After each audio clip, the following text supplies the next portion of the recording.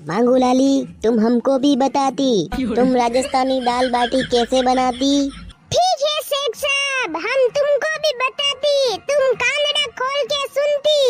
सबसे पहले शेख साहब होजा की दाल का गहू लेती और उसको मोटा मोटा पिसाती। मांगू लाली, ये होजा कीड़ा लगा गहू कहाँ पिसाती? कोरे थने शेक कणे वणे दीदो रे, नेम कोई आदि मानवीस देखा रे, मंद बुद्धि ने अतरी की खबर नहीं पड़े, गहू सकी में पिसावे वे। अरे शेख साहब, गेहूं तो बग्गा बाकी सब्जी में पिसाती। ठीक है मांगू लाली, अब आगे बताती, फिर क्या करती? फिर शेख साहब आटा को सानी में सानती और उसमें लून, हल्द और सौंफ नाखती और थोड़ा घी भी नाखती आटा को मोड़ करने के लिए। फिर क्या करती मांगू लाली? फिर शेख साहब पानी डाल के आटा को हव गूंदती, फिर आटा गूंदने के बाद गोल गोल गेंदों की तरह बाटियां बनाती अल हबीबी, और फिर गोल गोल बाटियां को खा जाती। कई कांदारी जड़ा खा जाती, नहीं जानती तो आगे आगे वेगा वेगा जेम्बा हारू बोलती। आदो अधूरो ज्ञान हुनी रो टोपा, अभी मैन्यू फंसा जू वस में फंसी रहा। ओके ओके मांगू लाली और बेरू लाली, मैं बीच बीच में नहीं बोलती, तुम आगे बताती।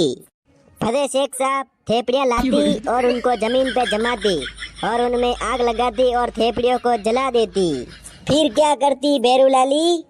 फिर शेख साहब थेपड़ियाँ को मई मई कूटती और उन पे बाटियाँ डाल देती और फिर धीरे धीरे सेकती अल हबीबी।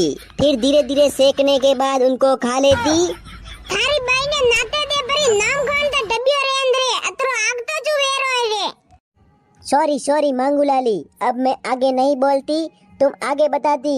फिर शेख साहब बाटिया को थोड़ी देर सेकने के बाद उनको वानी में 2 घंटे के लिए ढक देती। फिर क्या करती बेरू लाली? फिर शेख साहब वानी में से बाटियां बाहर निकाल के उसको बोरी में डाल के झटकती। उसके बाद बाटियों को देसी घी में डालकर चौपड़ती। उसके बाद मांगू लाली क्या करती? उसके बाद शेख साहब बाटियों को दाल में मसल के खाती। अल हबीबी, मांगू लाली इतना आसान होती बाटियां बनाना? थारे बाई ने रोवा हारू एकदम दगा वादिर बड़े दिन उबो रही छे, आसान वे कई वे। मांग्या मोटी आकारो खाली बस बातें करी दोणे वे। बेरू लाली और मांगू लाली, तुम दोनों आपस में क्या बड़बड़ाती? अरे शेख साहब, हम ये बात कर रहे, आप बाटियां बनाना अच्छे से सीख गए। ठीक है मांगू लाली, अब हम दुबई जाके बाटियां बनाती और खाती।